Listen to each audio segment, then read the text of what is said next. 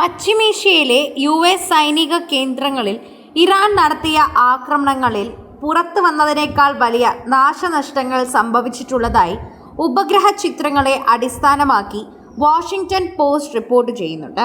ഫെബ്രുവരി ആരംഭിച്ച സംഘർഷത്തിന് ശേഷം അമേരിക്കയുടെ ഏകദേശം 228 സൈനിക ആസ്തികളെങ്കിലും ഇറാൻ തകർക്കുകയോ സാരമായി കേടുപാടുകൾ വരുത്തുകയോ ചെയ്തിട്ടുണ്ട്.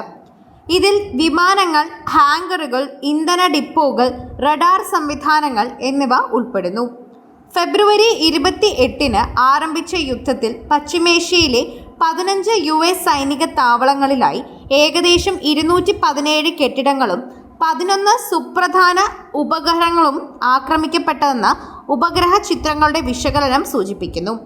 ഖത്തറിലെ അൽ ഉദൈദ് എയർബേസിൽ satellite communication site, Bahrain, Kuwait എന്നിവിടങ്ങളിൽ പാട്രിയറ്റ് മിസൈൽ പ്രതിരോധ സംവിധാനങ്ങൾ തുടങ്ങിയവ ഇതിൽ പ്രധാനപ്പെട്ടവയാണ് എന്ന് പറയാം.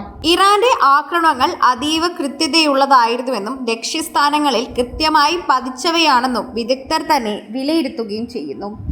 ഇറാൻ അനുകൂല ഏജൻസികൾ പുറത്തുവിട്ട 100-ലധികം ഹൈ റെസല്യൂഷൻ ചിത്രങ്ങൾ യൂറോപ്യൻ യൂണിയന്റെ കോപ്പർനിക്കസ് സാറ്റലൈറ്റ് ഡേറ്റയുമായി ഒത്തുനോക്കിയാണ് വാഷിംഗ്ടൺ പോസ്റ്റ് ഈ നിഗമനത്തിലേക്ക് എത്തിയത്.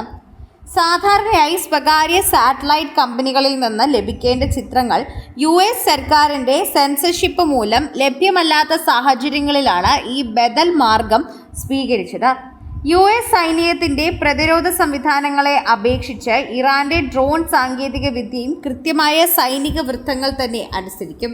ഇപ്പോൾ അവിടെയുള്ള ഡ്രോൺ വൃത്തങ്ങൾ കുറച്ച് കാണിച്ചത് തന്നെയാണ് ഇത്രയും വലിയ നാശനഷ്ടങ്ങൾക്ക് കാരണമെന്ന് റിപ്പോർട്ടിൽ പറയുന്നുണ്ട്. നിലവിലെ തന്നെ കണക്കുകൾ പ്രകാരം കുവൈറ്റിലും സൗദി അറേബ്യയിലുമാണ് 7 US സൈനികർ കൊല്ലപ്പെടുകയും 400-ലേറെ പേർക്ക് പരിക്കേൽക്കുകയും ചെയ്തത്. കൂടാതെ ഹോർമൂസ് കടലിടുക്കിന് മുകളിൽ വെച്ച് US വ്യോമസേനയുടെ KC-135 സ്ട്രോക്ക് ടാങ്കറുകൾ വിമാനം കാണാതെയും അതുപോലെ വലിയ പ്രതിസന്ധിയായും തുടരുന്നു. സൈനിക ആസ്തികൾ ഉണ്ടായ നഷ്ടം ഏകദേശം $40 മുതൽ $50 ബില്യൺ വരെയാണെന്ന് അനൗദ്യോഗിക കണക്കുകളും സൂചിപ്പിക്കുന്നു. സുരക്ഷാ ഭീഷണി കണക്കിലെടുത്ത് US സൈന്യം പല താവളങ്ങളിൽ നിന്ന് തങ്ങളുടെ ഉദ്യോഗസ്ഥരെ സുരക്ഷിത സ്ഥാനങ്ങളിലേക്ക് മാറ്റിപ്പാർപ്പിച്ചിട്ടുണ്ട് എന്നുമാണ് ഇതിലൂടെ കൃത്യമായി തന്നെ മനസ്സിലാകുന്ന ഒരു കാര്യം. ഓരോ തവണയും പ്രശ്നങ്ങൾ ഓരോ കാര്യങ്ങളായിട്ട് തന്നെയാണ് അക്കമിട്ട് എണ്ണി പറയുന്നത് എന്ന് പറയാം. പ്രശ്നങ്ങളെക്കാൾ ഉപരി സോഷ്യൽ മീഡിയയിൽ തന്നെ ഇപ്പോൾ ഈ ഒരു വാർത്തയെക്കുറിച്ച് അല്ലെങ്കിൽ വീണ്ടും യുദ്ധമുണ്ടാകുമോ എന്നൊരു ആശങ്കയെക്കുറിച്ച് വളരെയധികം ചർച്ച ചെയ്യുന്നുണ്ട് എന്നുകൂടി പറഞ്ഞേ മതിയാകൂ.